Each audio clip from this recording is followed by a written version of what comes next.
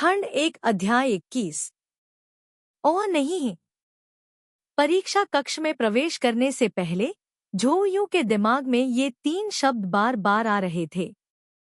अरे नहीं, अरे नहीं, घर मर चुका है। आखिरकार लोग मशीन नहीं है और उनकी ऊर्जा सीमित है। अंत में मार्क्स की अपील मोकअप एप्लीकेशन जितनी शानदार नहीं थी। चू वैन की इस विषय पर आखिरी दयनीय छाप उस दोपहर से हमारे समाज की मौलिक विरोधाभासी विशेषताओं पर आकर रुक गई। अगले कुछ दिनों में वह एक नन की तरह थी जो स्वर्ग तक नहीं पहुंच सकती थी। बस ऐसे ही वह परीक्षा कक्ष में प्रवेश कर गई। क्या यह एक परीक्षा कक्ष था या एक निष्पादन स्थल? चू वान परीक्षा कक्ष में बैठी थी। उसका दिल उथल पुथल में था। इससे पहले उसकी माँ हमेशा उससे कहती थी कि उसे अपनी पढ़ाई पर ध्यान देना चाहिए। अंतिम क्षण तक इंतजार करने से कभी अच्छे परिणाम नहीं मिलेंगे। आज ही उसे एहसास हुआ कि उसने इस सलाह को गहराई से नहीं समझा था। अभी भी यही सोच रही थी कि खराब नतीजों का मतलब ज्यादा से ज्यादा कम अंक है। कभी नहीं सोचा था कि परीक्षा कक्ष में प्रवेश करते समय वह इतने भारी मनोवैज्ञानिक दबाव में होगी। यह जानते हुए कि परीक्षा खराब होगी, फिर भी उसे लिखना क्यों पड़ा? जीवन अप्रत्याशित चीजों से भरा है। यह उम्मीद करना अवास्तविक है कि श्री मार्क्स अचानक प्रकट हो जाएंगे। चू वान ने खुद को और अधिक खुले तौर पर सोचने की सलाह दी कि इस बिंदु पर वह केवल शांति से इसका सामना कर सकता है। अचानक कोई उसके बगल में बैठ गया। चू वान ने अपना सिर झुकाकर देखा। ली तुआन वास्तव में हल्के ढंग से लड़ाई में उतरी और खाली हाथ ही परीक्षा कक्ष में प्रवेश किया। बैठते ही उसने जेब से काला फाउंटेन पेन निकाला और मेज पर रख दिया। विषयों के महत्व के आधार पर विश्वविद्यालय की परीक्षाओं को छात्र 2 रूपों में बांटते हैं, जिन्हें मजाक में मूल और व्यक्तिगत कहा जाता है। यह परीक्षा महत्वपूर्ण विषयों के लिए है, जिनमें से अधिकांश विषयों की निगरानी संबंधित विषय के प्रोफेसरों द्वारा व्यक्तिगत रूप से की जाती है। वे पंजीकरण संख्या के आधार पर जटिल बैठने की व्यवस्था करेंगे। जहां तक एकल विषयों की बात है, वे बहुत महत्वपूर्ण नहीं है और उन्हें बैठने की व्यवस्था की आवश्यकता नहीं है। कोई भी जहां चाहे बैठ सकता है, बशर्ते 2 उम्मीदवारों के बीच खाली जगह हो। यह बहुत स्पष्ट है कि मार्क्सवाद के मूल सिद्धांत विषय एकल विषय प्रकार की परीक्षा है। झोयू ने ली शुन को स्तब्ध भाव से देखा। इसका अर्थ क्या है?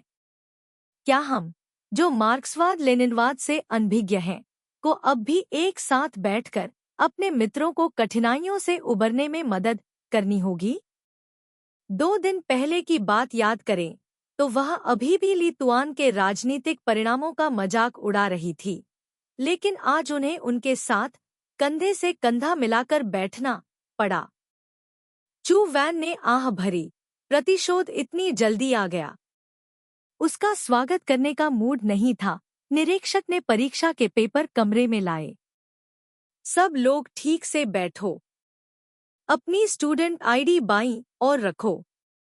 अपने स्कूल बैग पीछे खिड़की पर रखो। अपनी डेस्क पर कुछ मत छोड़ो। छात्र एक एक करके खड़े हो गए। चू वान अपना बैग उठाकर लाई तुआन के पास चला गया। यंग मास्टर लाई ने अपने पैर फैलाए, हाथ जोड़े और आराम करने के लिए आंखें बंद कर ली। कल रात वह कितने बजे ऑफिस में रुके थे? आंखों के काले रिम्स ऐसे दिखते हैं जैसे वे बनाए गए हों। चू वान ने उसे न जगाने का फैसला किया। सावधानी से उन लंबी टांगों पर कदम रखा। निरीक्षक ने परीक्षा के पेपर बांटने शुरू किए और ली तुआन को आखिरकार होश आ गया। चू वैन अगर जानती थी तो लिखती थी और अगर नहीं जानती थी तो बेतरतीब ढंग से लिखती थी। खुजली होने का डर नहीं होने के इस विचार ने उसे धीरे धीरे शांत कर दिया। मैं तो वैसे भी मरने वाला हूँ, इसलिए बेहतर है कि मैं आराम से मर जाऊं। चू वान लिखते लिखते रुक जाता और कभी कभी अपने बगल में बैठे बॉस ली की ओर देखता। ली तुआन का कलम थामे हुए दिखना बहुत अजीब था। चू वान की धारणा के अनुसार उसके हाथ हमेशा कंप्यूटर पर टाइपिंग ही करते रहते थे। वह परीक्षा देते समय उदास महसूस कर रही थी, शायद इसलिए कि उसे ली तुआन के बारे में कुछ समझ थी। उसके घमंडी और अभिमानी व्यक्तित्व ने उसे ऐसा महसूस कराया कि वह हमेशा दिखावा करता रहता है। उदाहरण के लिए, अभी हर कोई परीक्षा देने पर ठीक से ध्यान केंद्रित कर रहा था, केवल वह अपनी कुर्सी पर पीछे की ओर झुका हुआ था, जैसे कि वह तंग जगह के बारे में शिकायत कर रहा था। वह थोड़ा झुका, उसकी भौहें थोड़ी सिकुड़ी हुई थी, परीक्षा के पेपर को तिरस्कार से देख रहा था, जैसे कि वह देश की जांच कर रहा हो। उसके पैर बहुत ही आकर्षक थे, खासकर जब उसने काली पैंट पहनी थी। उन मजबूत रेखाओं ने वास्तव में लोगों को सृष्टि की कृपा के लिए आभारी महसूस कराया। झो यू ने चुपके से आह भरी। इससे पहले कि वह सांस ले पाता, ली जुन ने पहले ही पहला पेज पढ़ लिया था। फिर उसने कागज को मोड़ा, अपनी तर्जनी अंगुली को कसकर दबाया और उसे हल्के से मेज पर पटका। परीक्षण चू वैन की तरफ उड़ गया। यह क्या है? चू वान ने गहरी सांस ली। तुम क्या कर रहे हो? उसके रोंगटे खड़े हो गए। ली तुआन की हरकतें बहुत तेज, बहुत स्वाभाविक और बहुत शांत थी, इसलिए समय उसके लिए रुक गया था। किसी ने भी इस भयानक पेपर शूटिंग दृश्य को नहीं देखा।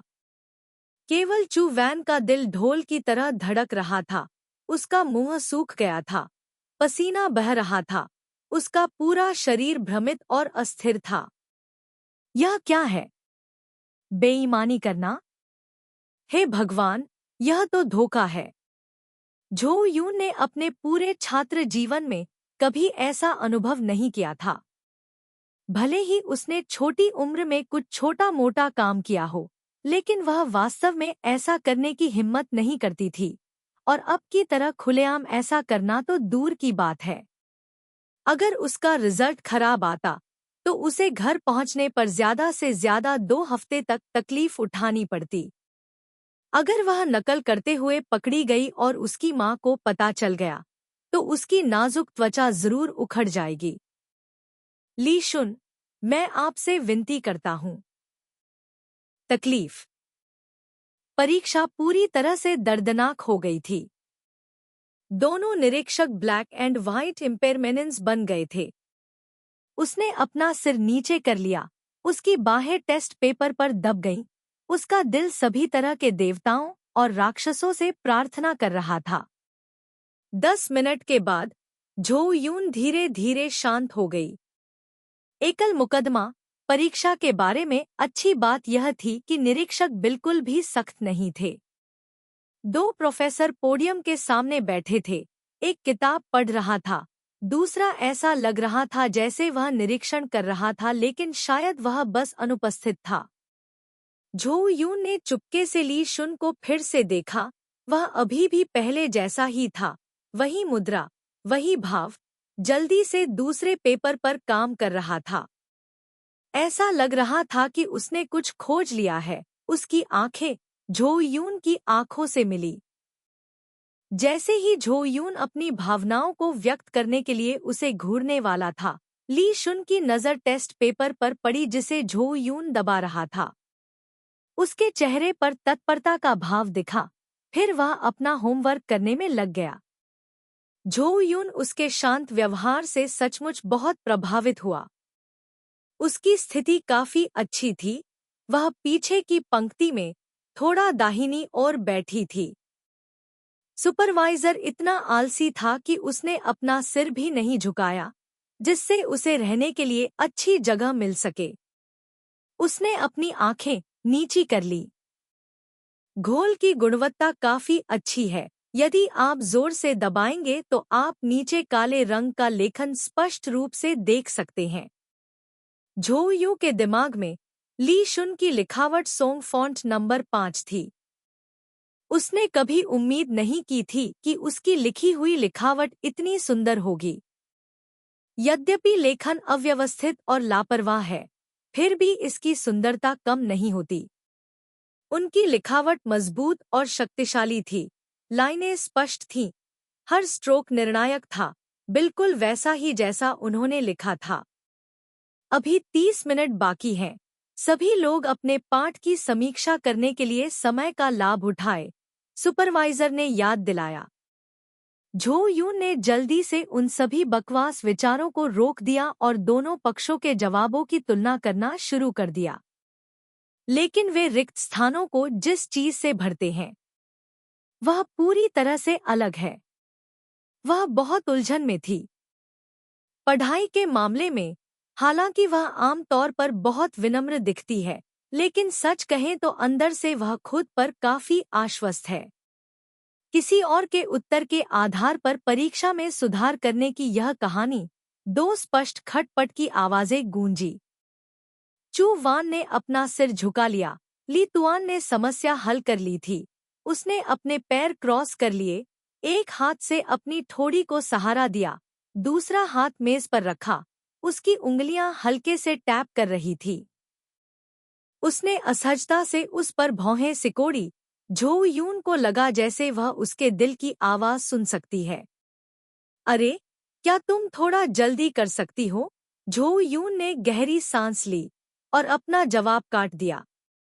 तुम क्या कर रही हो? एक जोरदार चीख सुनाई दी। पूरा कमरा कांप उठा। अंततः सुपरवाइजर को होश आया। उसने इधर देखा और दूर से झो यून की ओर इशारा करते हुए कहा, वह चश्मा वाली लड़की क्या कर रही है?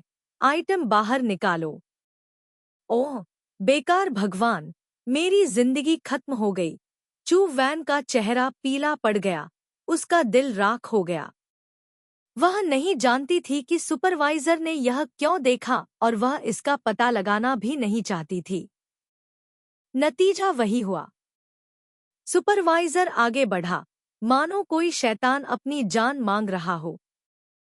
चू वान अपने जीवन में कभी इतनी भयभीत नहीं हुई थी। उसे यह भी नहीं पता था कि इस दुनिया में ऐसा भयानक क्षण भी आएगा। आंखें लाल थीं।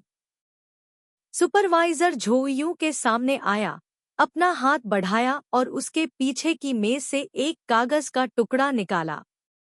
यह क्या है? शिक्षक ने जोर से पूछा। हो? शिक्षक ने जल्दी से पृष्ठ पर सामग्री पर नजर डाली, फिर लड़की की डेस्क के कोने पर छात्र आईडी कार्ड को देखने के लिए उठाया। मेरे पीछे आओ। पीछे वाली लड़की दूसरी कक्षा में थी। झो यू बहुत परिचित लग रही थी, लेकिन उसका नाम याद नहीं आ रहा था।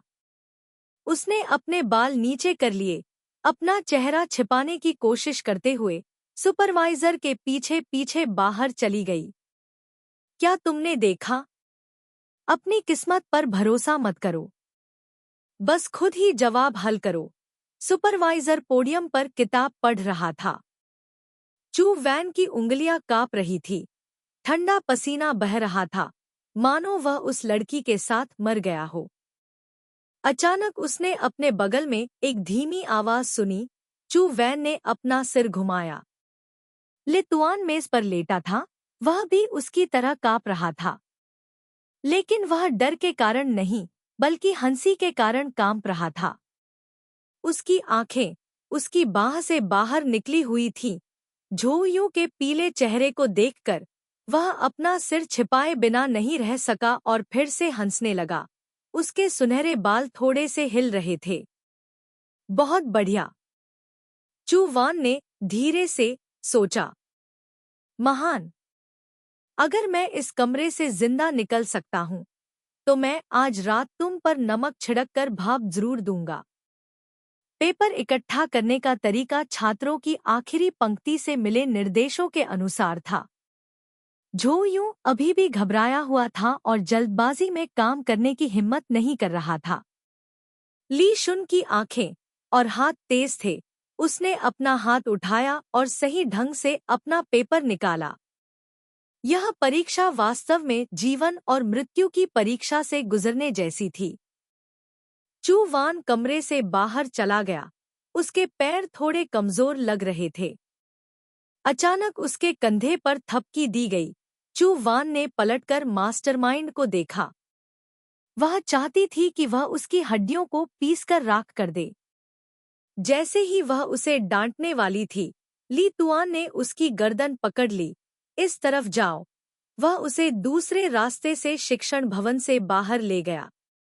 जैसे ही वे सुनसान जगह पर पहुंचे, झो यूं खुद को रोक नहीं सका और पूछा, क्या तुम मुझे मारने की कोशिश कर रहे हो?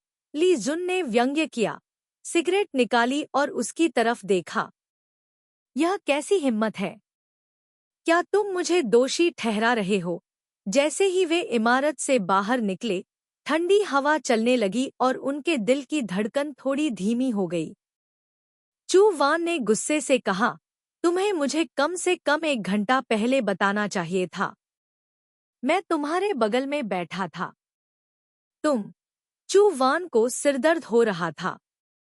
मुझे उम्मीद है कि अगली बार आपकी अभिव्यक्ति उतनी ही सीधी होगी जितनी आपने परीक्षा में नकल की थी।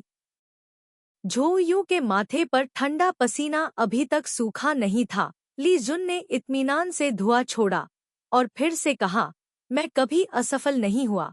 झो यू, आपने ऐसा कई बार किया है। ली जुन ने सीधे आगे देखा और शांति से कहा, अगर मैं आपको अपने परीक्षा के अनुभव के बारे में बताता हूँ, तो मुझे डर है कि यह आपको मौत के घाट उतार देगा।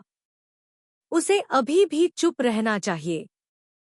कार्यालय में जाकर ली जुन ने दरवाजा खोलने के लिए चाबी निकाली। परीक्षा सप्ताह में प्रवेश करते हुए एसोसिएशन की गतिविधियां अस्थायी रूप से निलंबित कर दी गई थी, लेकिन परियोजना अभी भी पूरी नहीं हुई थी। झो यून रुक नहीं सका और अचानक उसे उम्मीद थी कि स्कूल कुछ दिनों के लिए छुट्टी में देरी करेगा।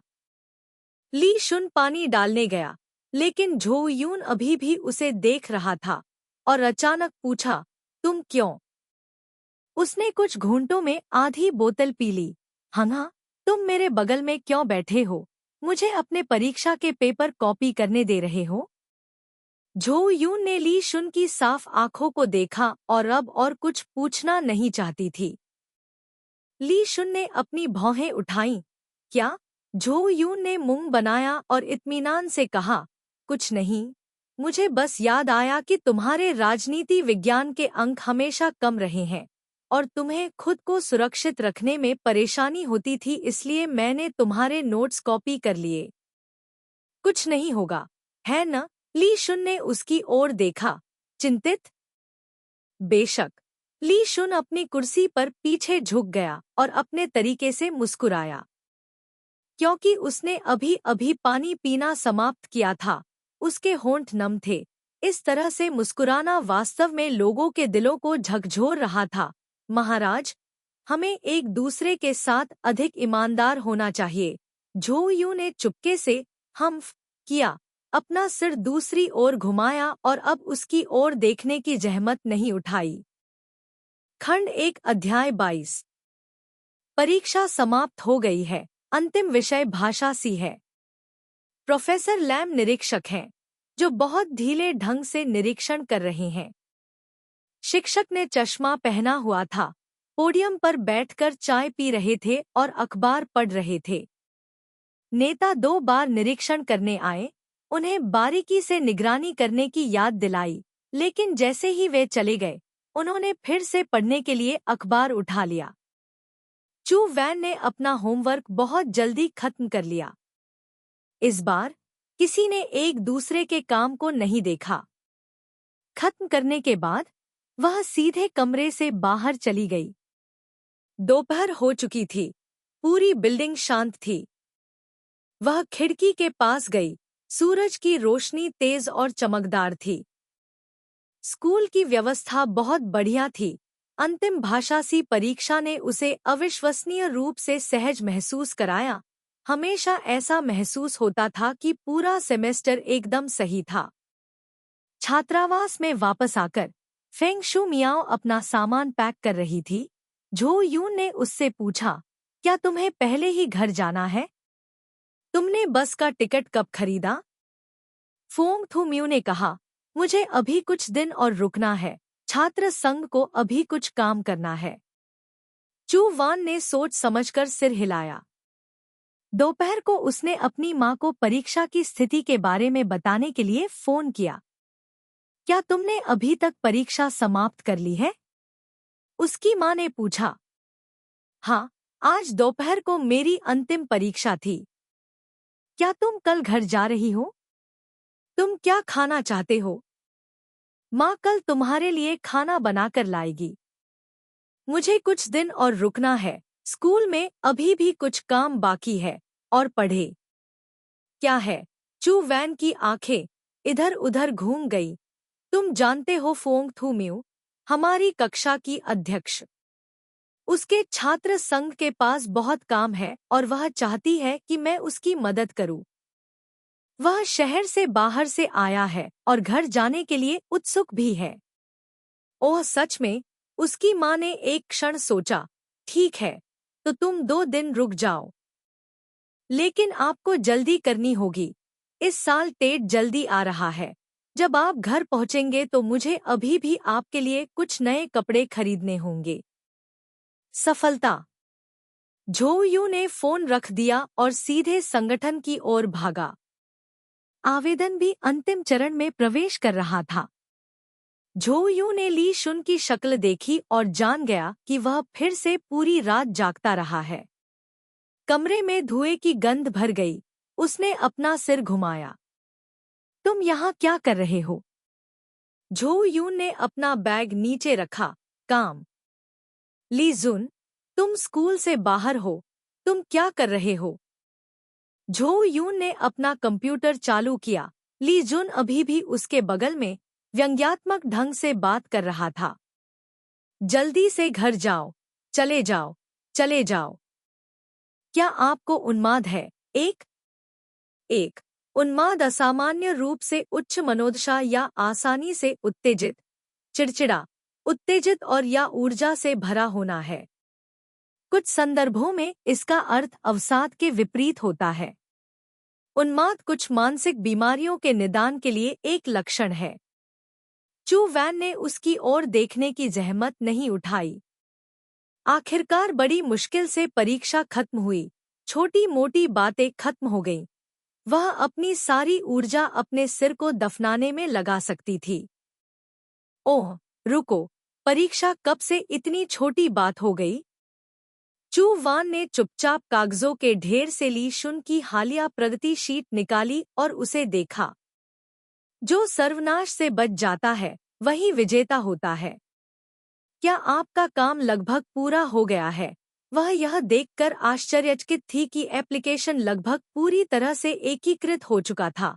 इसे आजमाने के लिए उस पर क्लिक किया और यह बहुत आसानी से चला। इसे अभी भी फिर से अनुकूलित करने की आवश्यकता है। अधिक अनुकूलन? लेकिन यह लगभग पूरा हो चुका है। झोयू ने उसकी कर्कश आवाज सुनी और कहा, क्या आप धूम्रपान करना बंद कर सकते हैं? ली जुन ने रुककर फिर असंतुष्ट दिखते हुए कहा, क्या आप मुझे नियंत्रित कर रहे हैं? आप मरने तक बस धूम्रपान कर सकते हैं। मैं आपके लिए इसका परीक्षण करूंगा। चू वैन ने मानव आकृति पर माउस घुमाया और कंधे के क्षेत्र में रंग भर दिया। कार्टून तुरंत सामने आया। एक मानव आकृति अपने कंधे को ढकते हुए दर्द भरी मुद्रा में फिर एक उपपृष्ठ पर पहुंच गई, जिस पर कंधे के दर्द की कई बीमारियां सूचीबद्ध थीं।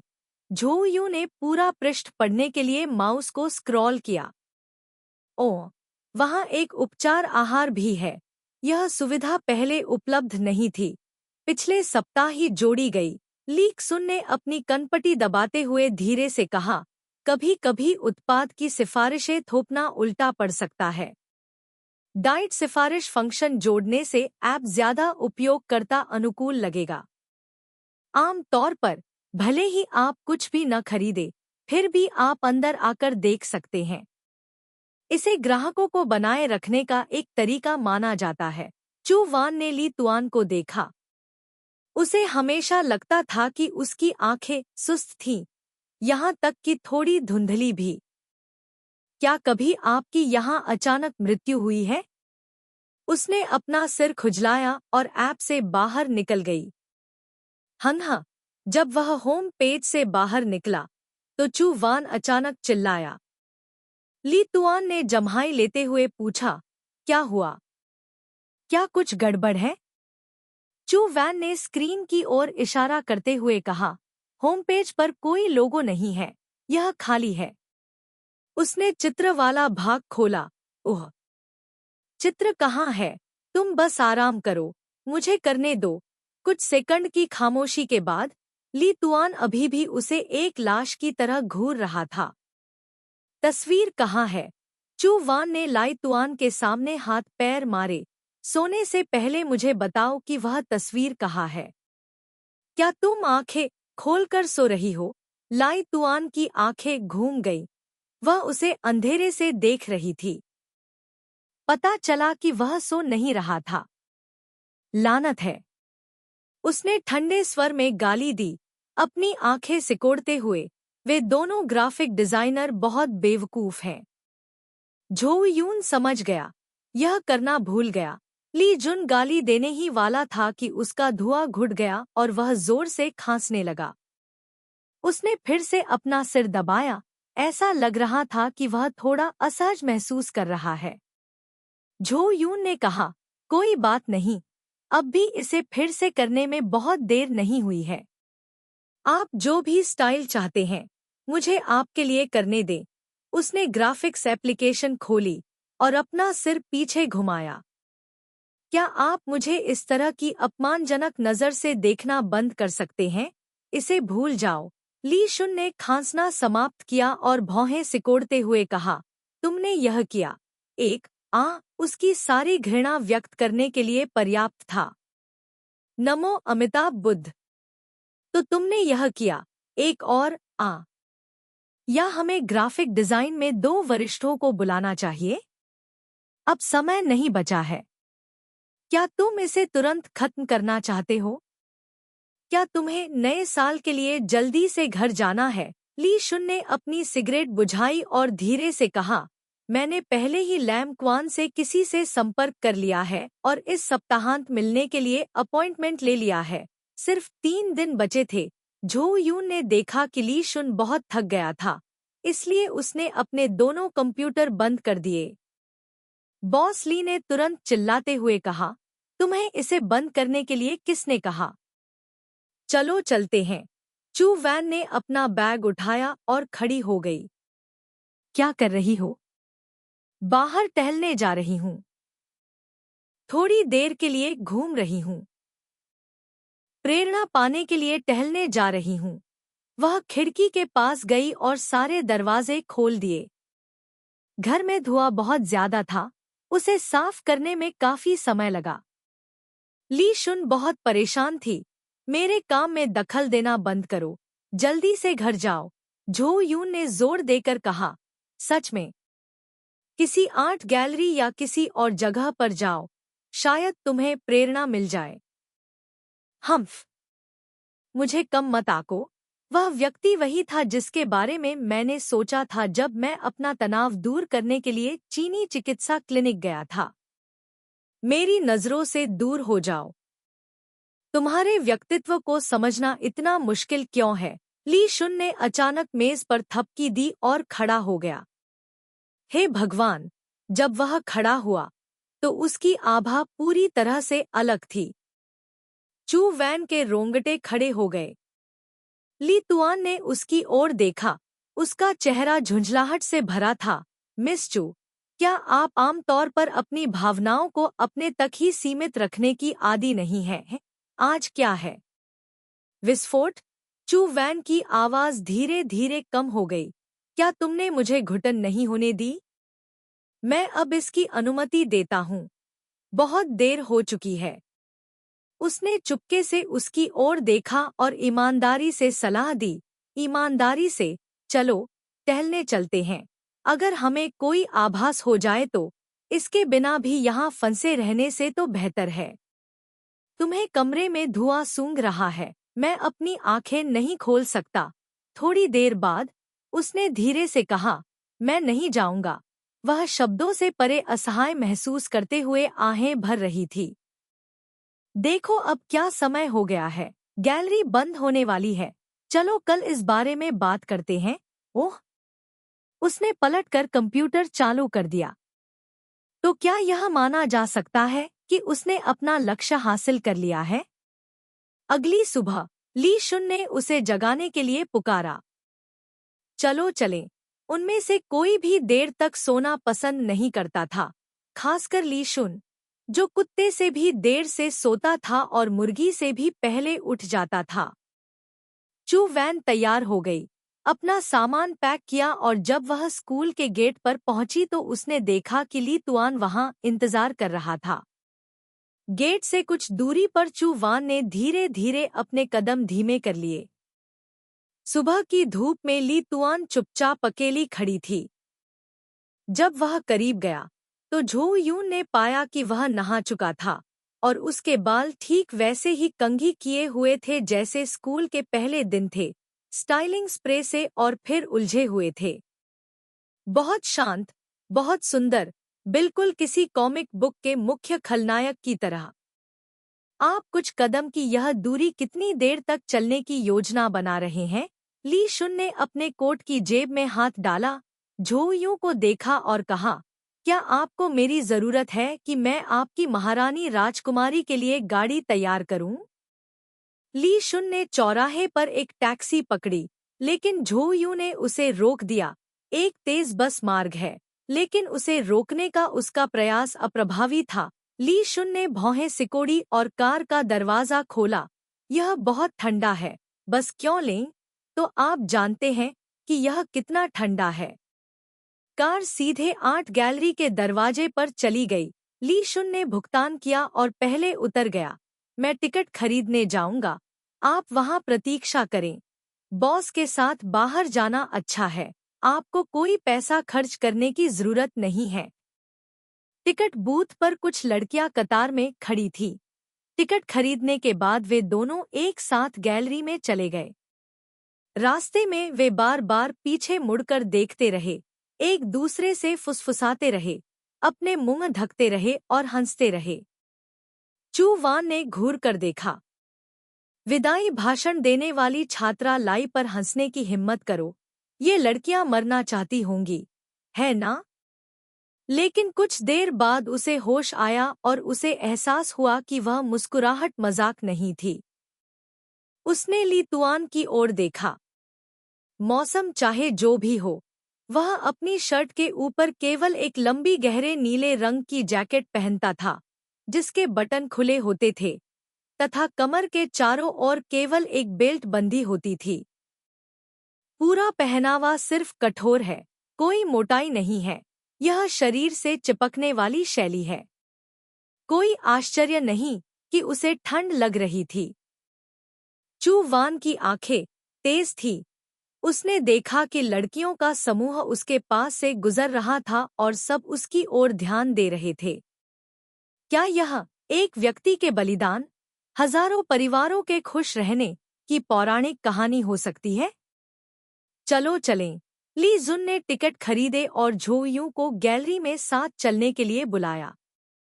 गैलरी में तापमान अधिक नहीं है, लेकिन एक विंडप्रूफ दीवार है, इसलिए यह बाहर की तरह ठंडा नहीं है।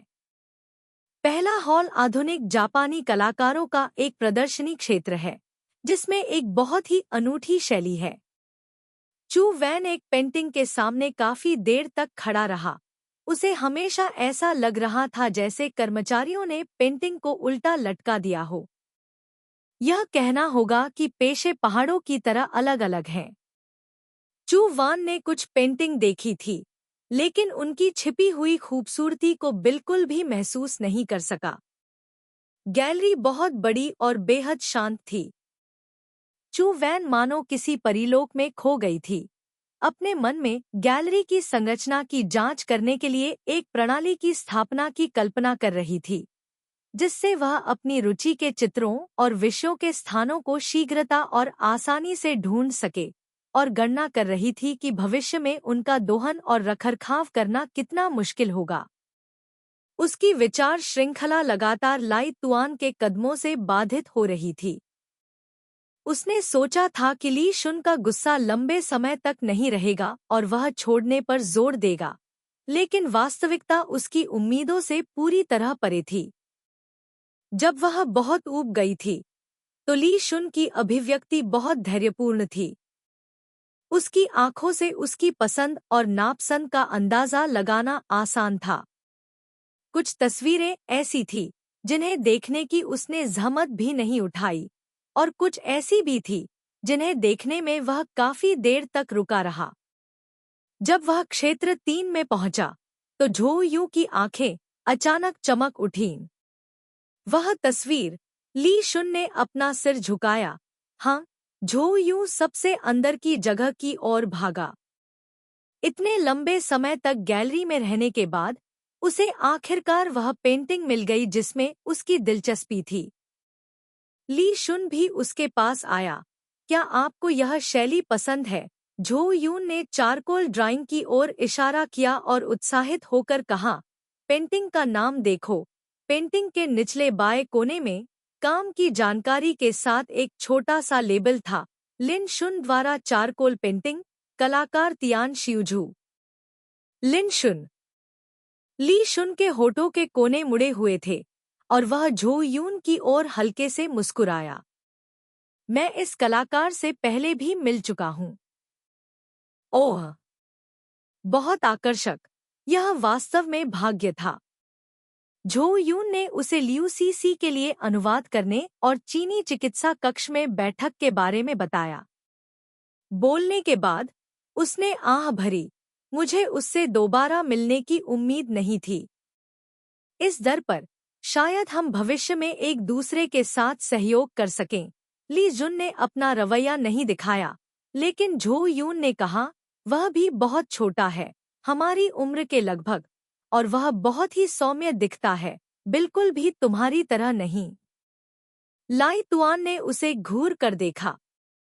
चू वान ने आगे कहा, उसकी पेंटिंग भी बहुत अच्छी है। वह हंसा, तुम कैसे समझ सकते हो? यह बहुत बढ़िया है। हर कोई ऐसा ही कहता है। झो यून की याददाश्त असाधारण थी। ल्यूसीसी के लिए उसने जो भी अनुवाद किया, वह उसके दिमाग में दर्ज हो गया। क्या तुम्हें पता है, जब वह 14 साल का था, तब से ही वह। ली शुन ने उसका कान पकड़ा, मुड़कर चला गया। झो यून दंग रह गया और तुरंत उसके पीछे पीछे चला गया और बोला, सभी अखबारों ने टिप्पणी की कि वह एक प्रतिभाशाली चित्रकार था। ली शुन उदासीन था। प्रतिभाशाली होने का क्या मतलब है? एक प्रतिभाशाली व्यक्ति सूखे बंदर की तरह होता है। झो यून मूल रूप से उस दिन ल्यूसीसी के अनुवाद को फिर से सुनाना चाहता था, लेकिन उसे यह कहते हुए सुनकर उसका उत्साह अचानक कम हो गया। यह सही है, प्रतिभाशाली लोग बंदरों की तरह होते हैं। उन सभी को खाना, सोना है और सभी ठंड से कांप रहे हैं। उसने सोचा और चुपचाप उस लंबे, आलसी व्यक्ति के पीछे मुंह बना लिया। खंड 1 अध्याय 23। हालांकि उन्हें कोई प्रेरणा नहीं मिल सकी, फिर भी उन दोनों ने बहुत अच्छा समय बिताया। गैलरी में घूमने के बाद बॉस ली ने झो यू को फिर से डिनर के लिए आमंत्रित किया, उदारतापूर्वक सभी सेवाओं का खर्च उठाया। ली शुन की तिरस्कार भरी निगाहों के सामने झो यू ने एक कोरियाई रेस्तरां चुना, और उसकी और भी अधिक तिरस्कार भरी निगाहों के सामने उसने कोरियाई मिश्रित चावल चुना। आप वाकई बहुत खाते हैं। ली तुआन उसके सामने बैठा और उसकी तरफ देखने लगा। चू वान ने ऊपर देखा। तुम खाना नहीं खा रही हो? ली तुआन ने अपना सिर हिलाया। तुम दिमाग से इतनी मेहनत करती हो, तुम्हें भूख क्यों नहीं लगती? उसने एक शब्द भी नहीं कहा। उसने मिश्रित चावल को खा लिया, जोर जोर से चबाते हुए और भावुक होते हुए। उच्च उत्पादकता, कम बर्बादी, आपकी प्रणाली वास्तव में विकृत है। क्या आप थोड़ा और सावधान हो सकते हैं? पहले निगलें और फिर बात करें। उसने उसकी तरफ देखा और फिर खिड़की से बाहर देखा। एक मानसिक रूप से बीमार व्यक्ति मेरे साथ सभ्य होने का दिखावा कर रहा था। वे खिड़की के पास बैठे। ली शुन ने बाहर देखा और थोड़ी देर बाद कहा, क्या मैं धूम्रपान कर सकता हूँ? आगे बढ़ो। उसने अपना सिर घुमाकर चारों ओर देखा। स्कूल छुट्टी के कारण बंद थे, इसलिए पूरा शहर सुनसान था। दुकान में सिर्फ वे दोनों ही थे। ली तुआन ने सिगरेट जलाई, एक गहरा कश लिया और धुआं बाहर निकाला। चू वैन ने धुएं की आवाज सुनी और अचानक उसे चीनी चिकित्सा के वे छोटे छोटे लेख याद आ गए जो उसने पहले पढ़े थे। एक अंश है, मानसिक दबाव स्वभाव को प्रभावित करता है, जिससे चिड़चिड़ापन, नींद संबंधी विकार और भूख न लगना जैसी समस्याएं होती हैं। ली टुआन ने बाहर देखा जैसे वह कंप्यूटर स्क्रीन को देख रहा हो। उसका चेहरा ठंडा था, ऐसा लग रहा था कि वह किसी चीज के बारे में सोचने में ध्यान लगा रहा हो। बाहर सुनसान था, देखने लायक कुछ भी नहीं था, सब लोग घर जा चुके थे। चू वान को याद आया कि घर जाने से पहले काओ जियानहोंग ने ली तुआन के कंधे को थपथपाया था। वह अभी भी बहुत इत्मीनान से मुस्कुरा रहा था। परियोजना के सभी प्रतिभागी टेट के लिए आराम से घर चले गए और उसकी योजना भी पूरी हो गई। कोई भी असफलता के बारे में नहीं सोचता, जैसे कि यहाँ आपके साथ है। उनके पास असफल होने का कोई कारण नहीं है। लेकिन तुम्हारा क्या? यह पहली बार था जब उसने इस समस्या के बारे में सोचा था। क्या आपने कभी असफलता के बारे में सोचा है?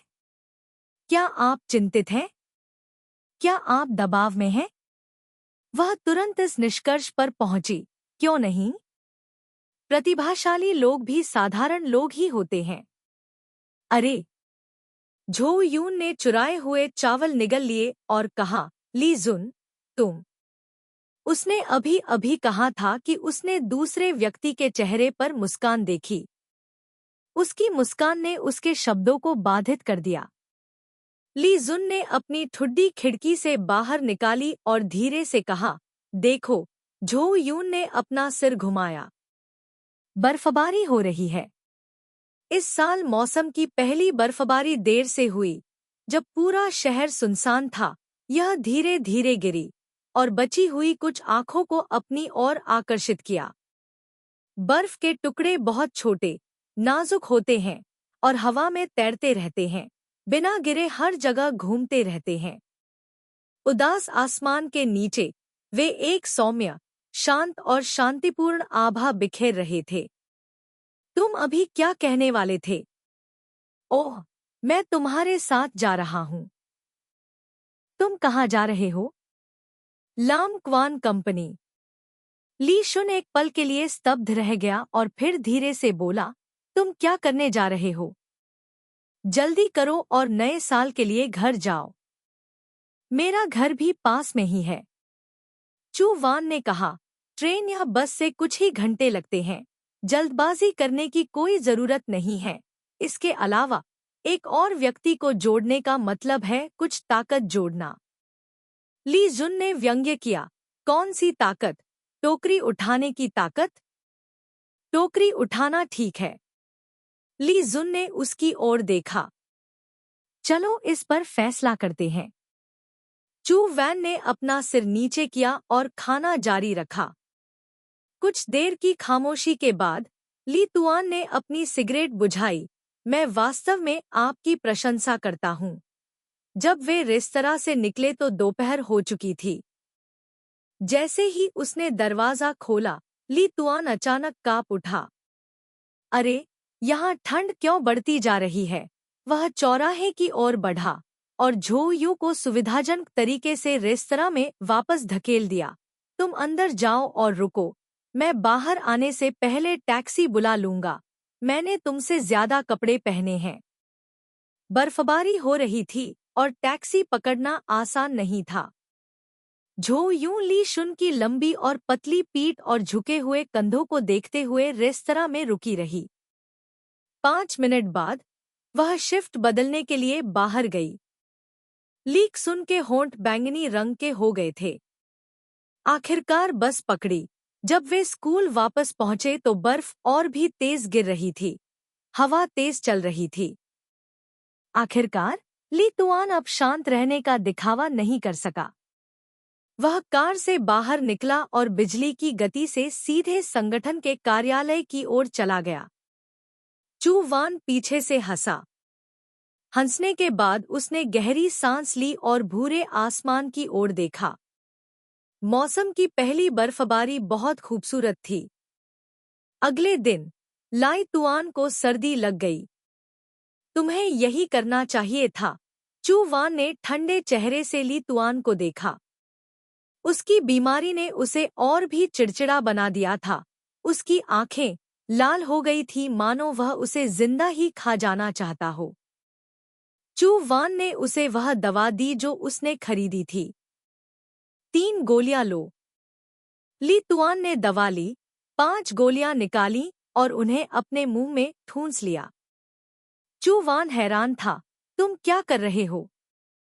दवा लेने से तुम नहीं मरोगे।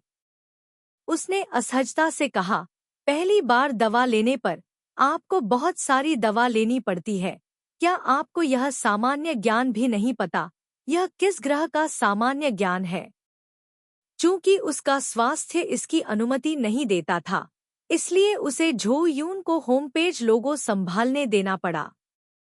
बॉस लाई ने 4 ऑफिस कुर्सियों को एक साथ जोड़कर एक अस्थायी बिस्तर बनाया और आराम करने के लिए लेट गए। कमरा एकदम शांत था। सिर्फ माउस क्लिक करने और कीबोर्ड पर टाइप करने की आवाज आ रही थी और ली जुन की स्थिर सांसें। बस एक ही कर दो, वैसे भी इससे सिस्टम के संचालन पर कोई असर नहीं पड़ेगा। मैं बाद में किसी को इसे बदलने के लिए कह दूंगा। उसने अपनी आंखें बंद की और बोला। झो यून को लगा कि वह सो गया है, लेकिन पता चला कि वह बस आंखें बंद करके आराम कर रहा था। ग्राफिक्स सॉफ्टवेयर खोलते हुए झो यून ने अपनी ठोड़ी को अपने हाथ पर टिकाया और सोचा। एक क्षण बाद वह मानो स्वर्ग में खो गई। ली तुआन की छींक ने उसे होश में ला दिया। वैसे भी मुझे इसे बदलना ही होगा, इसलिए मैं पहले एक चित्र बनाऊंगा। मेरी नज़र खिड़की के बाहर बांस के जंगल पर थी, इसलिए झो यून ने इस वास्तविक जीवन के माहौल पर अपना चित्र बनाया। वह ग्राफिक डिजाइन में बहुत अच्छी नहीं है। उसे एक लोगो बनाने में 4 घंटे लग गए। यह प्रोग्रामिंग से 10,000 गुना ज्यादा मुश्किल था। यह बहुत भद्दा है। ली जुन को पता ही नहीं चला कि कब उसकी नींद खुल गई।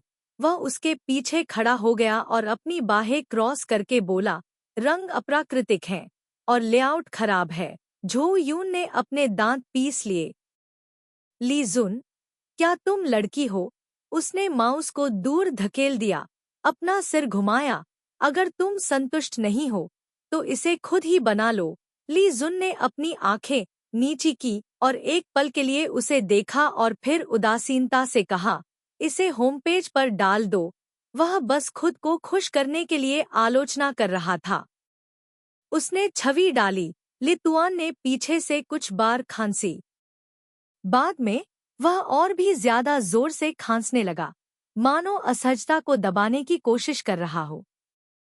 4 घंटे तक चित्र बनाने के बाद उसे डालने में सिर्फ 4 मिनट लगे। झो यून ने जल्दी से काम पूरा किया और इसे टेस्ट रन के लिए चलने दिया, फिर खड़ा हो गया।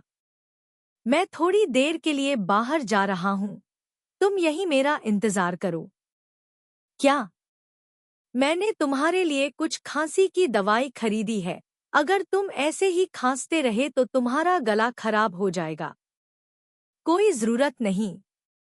झो यून ने उसकी बात नहीं सुनी, अपना कोट पकड़ लिया। तुम थोड़ी देर मेरा इंतजार करो, मैं अभी आता हूँ। अरे! चू वान भाग गया और उसने सुना कि ली तुआन उसे दालान में बुला रहा है। यहाँ वापस आओ, मैं तुम्हें पैसे दूंगा। मेरे पास खांसी की दवा खरीदने के लिए पर्याप्त पैसे नहीं हैं। तुम मुझे बहुत कम आंकते हो। चू वैन फार्मेसी में भाग गया और फार्मासिस्ट ने उसे खांसी की दवाई की एक बोतल खरीदने की सलाह दी। उसने सच्चे मन से प्रार्थना की कि लितुआन जल्द ही स्वस्थ हो जाए। कल मुझे लैम क्वान कंपनी में जाना है। अगर वह नहीं बोल सकता तो क्या मुझे उसे प्रभारी व्यक्ति से बात करवानी चाहिए? यह काम नहीं करेगा। वह आप नहीं है। वह इतना दबाव नहीं झेल सकती। चू वैन को उम्मीद थी कि वह जल्दी ठीक हो जाएगा, लेकिन उसे यह भी लगा कि वह इसके लायक है। बिजली गिरना। चू वैन अपने दांत पीसते हुए कह रही थी। तभी अचानक उसका फोन बज उठा। उसने फोन निकाला और देखा कि यह उसकी माँ का फोन था। वह तुरंत चलते चलते रुक गई। हेलो? माँ ने चिंता से पूछा। चू वान, तुम्हारे क्लास प्रेसिडेंट का काम कैसा चल रहा है? यह 1-2 दिन में खत्म हो जाएगा। काम करना बंद करो। चलो जल्दी से घर चलते हैं। बस थोड़ी मदद कर दो। अगर तुम इतनी मेहनत करोगे तो तुम्हें टेट मनाने की जरूरत नहीं पड़ेगी। बेटा, तुम्हारी आंटी ग्यांग मिलने आ रही हैं। चलो आज रात साथ में खाना खाते हैं। शाम को उसे लगा कि उसने गलत सुना। आज रात? हाँ। उसकी माँ मुस्कुराई और बोली, चाची जियांग का बेटा भी देश वापस आ गया है। क्या तुम्हें अब भी वह याद है? साथ ही एक प्रतिष्ठित स्कूल का छात्र भी। देश जैसा नहीं। मैं घर जाकर उनसे बात करूंगा, कुछ अनुभव लूंगा और भविष्य के लिए तैयारी करूंगा। मैं कल चला जाऊंगा। मैं आज इसकी व्यवस्था नहीं कर सकता। अभी तक बस का टिकट भी नहीं खरीदा गया है। चू वैन ने जल्दी से अपने दिमाग में समय की गणना की। मैं कल रात से पहले निश्चित रूप से घर आ जाऊंगा। चिंता मत करो। उसकी माँ ने इत्मीनान से कहा, तुम्हारे पिताजी भी तुम्हारे घर पर हैं। आज उनकी मीटिंग है। मीटिंग के बाद छुट्टी है।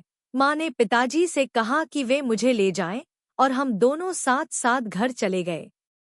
मैंने अपने क्लास मॉनिटर को थोड़ा समझाया। यह भी अचानक हुई बात थी। माँ ने आंटी ग्यांग को मिलने के लिए आमंत्रित करने में बहुत मेहनत की। उनका बेटा पढ़ाई में इतना व्यस्त रहता है कि वह आपसे मिलने के लिए खाली समय निकाल लेता है। क्या आपको नहीं लगता कि इससे आपको बहुत सम्मान मिल रहा है? जल्दी करो और अपना सामान पैक करो। तुम्हारे पिताजी जल्द ही आ रहे हैं। उन्हें इंतजार मत कराओ। उसकी माँ ने कुछ देर तक जल्दी जल्दी बात की और फिर फोन काट दिया। चू वान ने अपने पैर पटक दिए। एक दिन, बस एक दिन बचा है। वांग युक्सुआन, तुम्हारा विमान दुर्घटनाग्रस्त होकर क्यों नहीं मर जाता?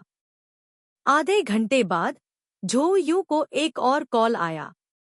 ली शुन ने असंतुष्ट होकर कहा, तुम कहाँ थे? सिगरेट खरीदने में इतना समय क्यों लगा? उसने तीसरी सिगरेट जो उसने पी थी, उसे जमीन पर फेंक दिया और उसे बुझाने के लिए उस पर पैर रखा। मैं अभी वापस आती हूँ। जैसे ही उसने ली शुन से बात करना बंद किया, उसके पिता ने फोन किया। चू वैन वास्तव में तुरंत फोन को तोड़ना चाहता था। उसने फोन नहीं उठाया और सीधे कार्यालय भाग गई। कम से कम पहले उसे सिरप तो दे दो। ली जुन अपनी सीट पर बैठकर प्रोग्राम को परख रही थी। वह हांफते हुए दौड़ी और सिरप की बोतल उसके सामने रख दी।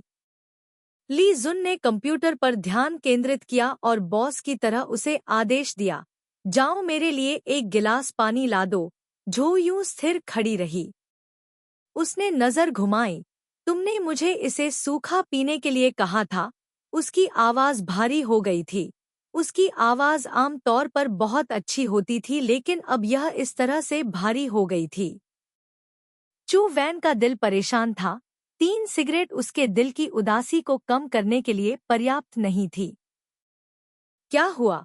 उसे जल्दी ही एहसास हो गया कि उसके साथ कुछ गड़बड़ है। ली जुन, मेरा परिवार। झो यून हिचकिचाया। ली जुन ने अपनी भौहें उठाईं। मेरे परिवार को कुछ जरूरी काम है। मुझे पहले वापस जाना पड़ सकता है। खिड़की के बाहर बांस का जंगल शांत था। ली तुआन ने एक क्षण के लिए रुककर कहा, कोई बड़ी बात नहीं हुई, इतनी विनम्रता से मत पूछिए, मैं तो बस एक अंतर्राष्ट्रीय छात्र को भोजन परोसने के लिए वापस आया हूँ। उसने अपना सिर हिलाया। ली तुआन को राहत मिली। ठीक है, अब कुछ भी करने की जरूरत नहीं है, पेट के लिए घर जाओ।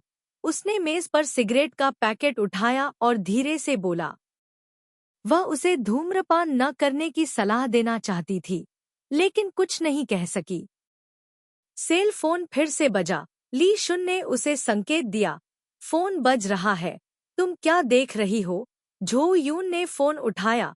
यह फिर से उसके पिता का फोन था। झो यून, तुमने पहले फोन क्यों नहीं उठाया? मैंने इसे साइलेंट मोड पर रखा है। ली शुन ने अपना कोट उठाया।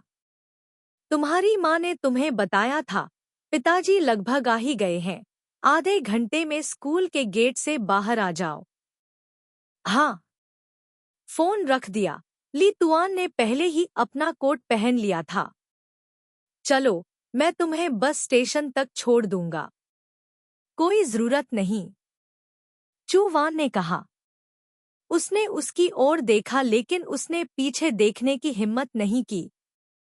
काफी देर बाद ली तुआन ने फिर अपना कोट उतारा और कहा, सड़क पर सावधान रहना। वह अपनी पुरानी सीट पर वापस आ गया और कीबोर्ड पर टाइप करना शुरू कर दिया। पुस्तक 1 अध्याय 24।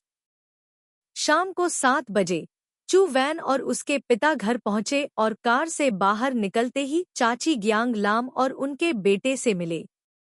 जियांग लिन और झो गुआंगई बातें करते हुए अंदर चले गए। झो यून और वांग युक्सुआन उनके पीछे पीछे चल रहे थे। क्या अब स्कूल की छुट्टी हो गई है? उसने उससे पूछा। हाँ। जैसे ही दरवाजा खुला, भोजन की गर्माहट और स्वादिष्ट गंध अंदर आई और चू वैन की माँ उत्साह से उनका स्वागत करने के लिए बाहर आई। क्या संयोग है, उसकी माँ हैरान थी, तुम दोनों दरवाजे के बाहर मिले थे। यह सही है, जियांग लिन ने भी कहा। क्या संयोग है? चाची जियांग लिन और झो यू की माँ करीबी दोस्त थी और मिलते ही दोनों ने लगातार बातें की। चू वैन ने दरवाजे पर अपने जूते बदले और अपनी माँ को यह कहते हुए सुना, तुम इतनी जवान क्यों दिखती हो? जियांग लिन ने विनम्रता से कहा, तुम में इतनी जवानी क्या है? तुम 50 से ज्यादा की हो, तुम पहले से ही बूढ़ी औरत हो। कौन विश्वास करेगा कि तुम 50 से ज्यादा की हो? उसकी माँ ने आंटी जियांग लिन के कंधे पर थपथपाया और मुस्कुराते हुए कहा, आपका बेटा वास्तव में सक्षम है। उसने कभी अपने माता पिता को चिंता में नहीं डाला, इसलिए वह और भी जवान होता जा रहा है। जियांग लिन भी मुस्कुराई, पलटी और वांग युक्सुआन से कहा, आंटी लियू को नमस्ते कहो। तुम वहाँ क्यों खड़ी हो?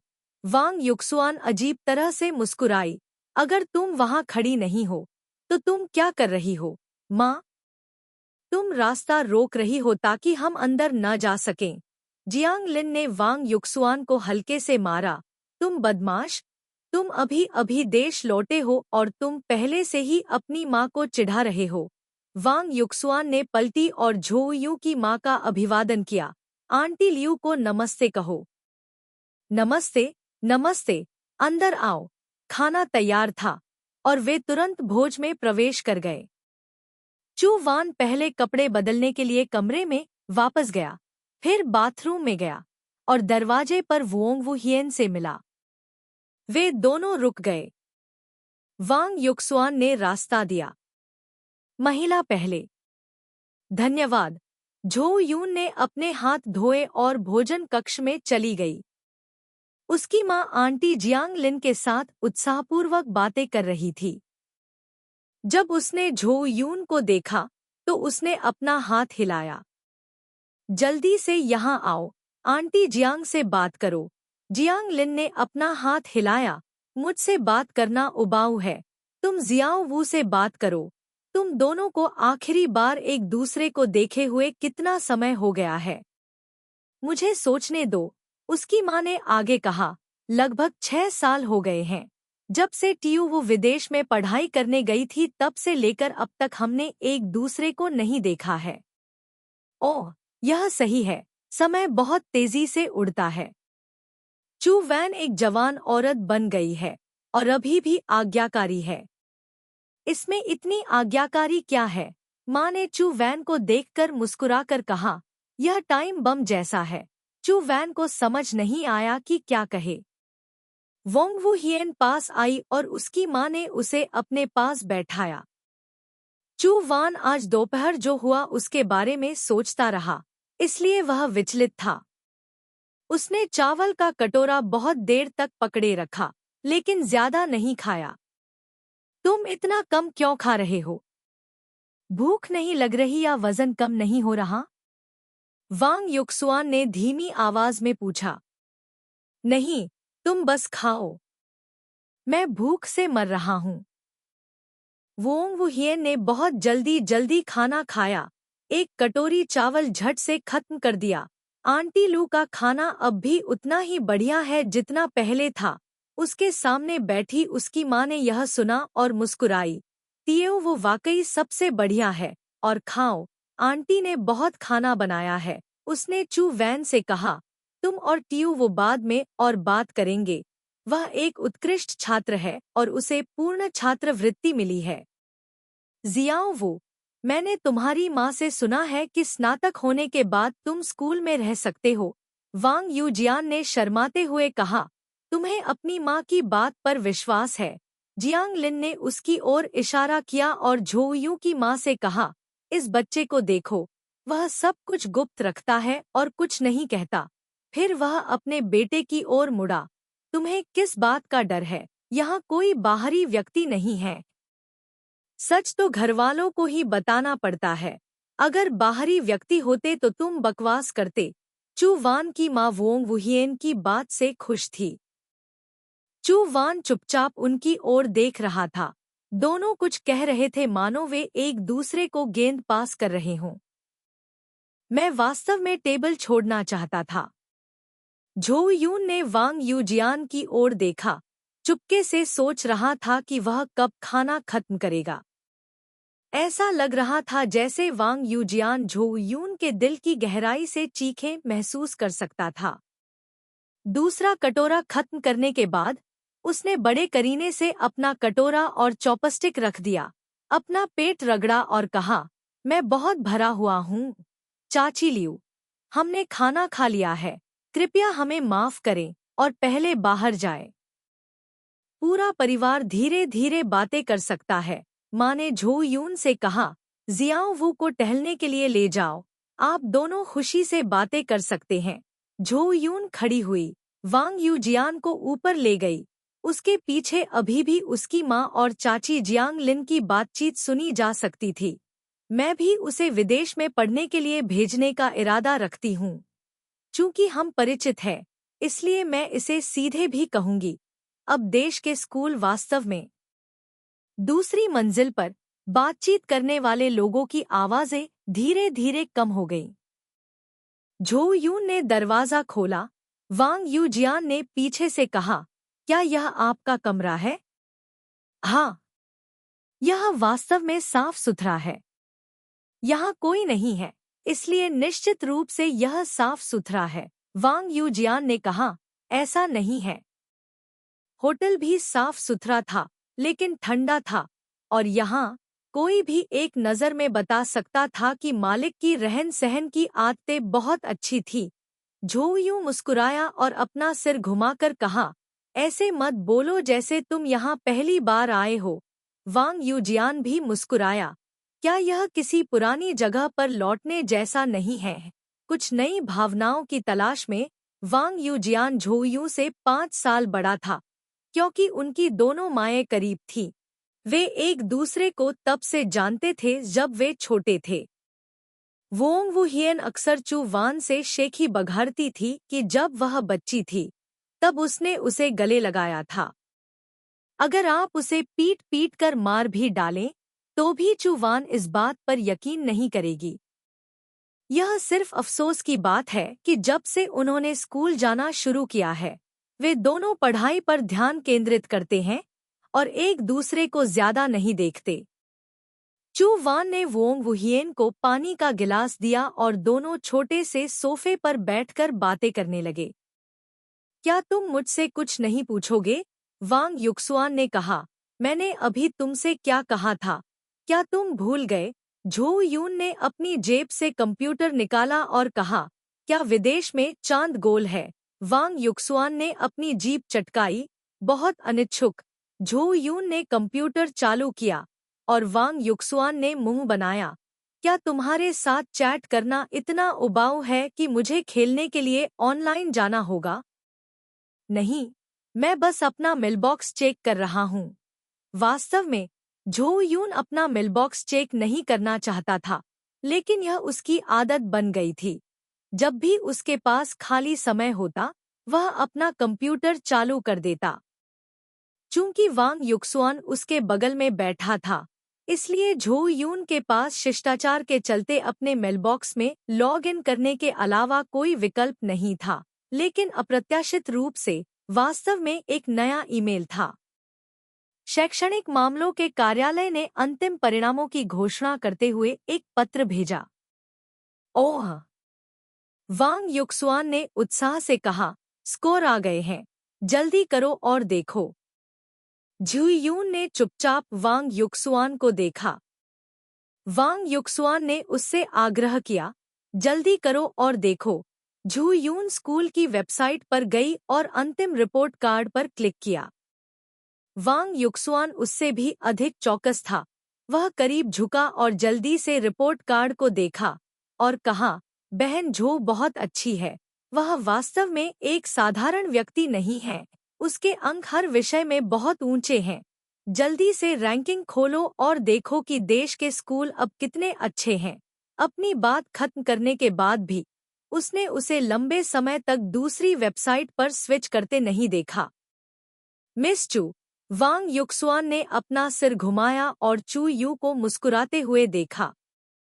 बेशक, मैं उस पर नहीं, बल्कि अपने रिपोर्ट कार्ड पर मुस्कुरा रहा था।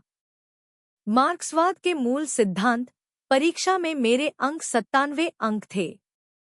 3 और अंक एक पूर्ण स्कोर होते, लेकिन इससे कोई फर्क नहीं पड़ता। दुनिया आखिरकार परिपूर्ण नहीं थी। उसके दिमाग में एक निश्चित विदाई भाषण देने वाले का घमंडी चेहरा प्रकाश में दिखाई दिया और वह और भी अधिक मुस्कुराई। जब वह होश में आई, तो उसने देखा कि वांग युक्सुआन उसे आश्चर्य से देख रहा था। उसने पूछा, क्या हुआ? वांग युक्सुआन ने अपना सिर हिलाया, कुछ नहीं। उसने अपनी नजरें दूसरी तरफ घुमाईं, अपने बगल में रखी किताबों की अलमारी की तरफ, लेकिन फिर जल्दी से अपना सिर पीछे घुमाया। मिस चू, हाँ? क्या मैं आपकी तारीफ कर सकता हूँ? मेरी तारीफ करो। मुझे डर है कि तुम घमंडी हो जाओगी, तो मेरी तारीफ मत करो। लेकिन मैं कुछ नहीं कर सकता। चू यून ने कंप्यूटर बंद कर दिया। वांग युक्सुआन ने अचानक कहा, आप सुंदर हो गई हैं। झो यून ने कुछ देर रुककर तुरंत अपनी भौहें उठाईं। सच में? वांग युक्सुआन ने कहा, देखिए, मैंने कहा था कि मुझे डर था कि आप घमंडी हो जाएंगी। झो यून ने कंधे उचका दिए। वांग युक्सुआन ने मजाक करना बंद कर दिया और गंभीरता से पूछा, चाची लियू आपको विदेश भेजने का इरादा रखती है। आपको यह कैसा लगता है? अभी तक इसके बारे में नहीं सोचा है। फिर इसके बारे में सोचने में बहुत देर हो जाएगी। अगर आपके पास योजनाएं हैं, तो आपको जल्दी से तैयारी करनी चाहिए। असंतुलित अध्ययन न करें, लेकिन आपका विषय उत्कृष्ट होना चाहिए तथा बेहतर होगा कि आप कुछ पुस्तकों और समाचार पत्रों में लेख प्रकाशित करने में सक्षम हों। मैं पहले भी इस रास्ते पर चल चुका हूँ। अगर तुम्हें जरूरत हो तो मैं तुम्हारी मदद कर सकता हूँ। चू वान ने अपना चेहरा खुजलाया। मैं सैद्धांतिक स्कूल का नहीं हूँ। मुझे लेख लिखना पसंद नहीं है। व्यावहारिक स्कूल भी ठीक है। कई बड़ी प्रतियोगिताओं में भाग ले। जितना ज्यादा हो उतना अच्छा है। वोंग वुहियन ने आगे कहा, मैं वित्त का अध्ययन करता हूँ। मुझे आपके आईटी प्रमुख के बारे में नहीं पता, लेकिन यह संभवतः वही है। जब मैं वापस आऊंगा तो मैं आपकी मदद करूंगा। रुको, रुको, चू वैन ने उसे याद दिलाया, आपने अभी तक अपना पहला वर्ष पूरा नहीं किया है। वोंग वुहियन ने उसे देखा और मुस्कुराया, यह सही है, आप अभी भी एक बच्चे हैं। लेकिन आपको जल्दी से सोचना होगा, अवसर केवल उन लोगों के लिए हैं जो पहले से तैयार हैं। आप स्कूल में रह सकते हैं और व्याख्याता बन सकते हैं। क्या विदेश में रहना मुश्किल है? चू वान ने विषय बदलने की कोशिश की। वोंग वुहियन ने अपना सिर हिलाया और सोच समझकर कहा, अगर आप अपना लक्ष्य स्पष्ट रूप से परिभाषित करते हैं तो यह मुश्किल नहीं होगा। आपका क्या मतलब है? वोंग वुहियन ने कहा, बाहरी दुनिया आलीशान है, यह आसानी से लोगों को अंधा कर सकती है। ऐसे कई लोग हैं जो अपनी स्थिति की उपेक्षा करते हैं तथा उन चीजों के पीछे समय बर्बाद करते हैं जो उनके जीवन में नहीं होनी चाहिए। मैं लगभग 6 वर्षों से विदेश में हूँ और ऐसे कई लोगों से मिला हूँ, लेकिन इसके अलावा कोई और रास्ता नहीं है। उन्होंने फिर कहा, विदेश में बहुत कम हमवतन हैं। यदि आप एक नए समाज में एकीकृत होना चाहते हैं तो आपको निश्चित रूप से कुछ चीजों को भंग करना होगा। कुछ आदतें छोटी हैं, मूल्य बड़े हैं। सच बताऊं तो मैं भी अभी घुलने मिलने की कोशिश नहीं कर रहा हूँ। झोयू ने पूछा, किस लिए कोशिश कर रहा हूँ? वांग यूजियान ने आधे मजाक में कहा, बात करते समय अंग्रेजी न डालने की कोशिश करो। झोयू हंसा। 9:30 बजे चाची जियांग लिन वांग यूजियान को बुलाने आई। घर जाने के लिए तैयार हो जाओ। माँ और चाची जियांग लिन ने नीचे चंद्र नववर्ष के 7वें दिन अगली बैठक के लिए एक नियुक्ति की। उसे घर आए हुए काफी समय हो गया है।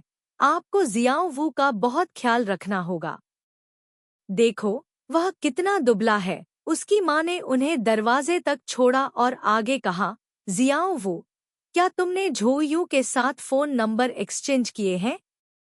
वांग यूजियान ने कहा, मैंने उन्हें सहेज लिया है।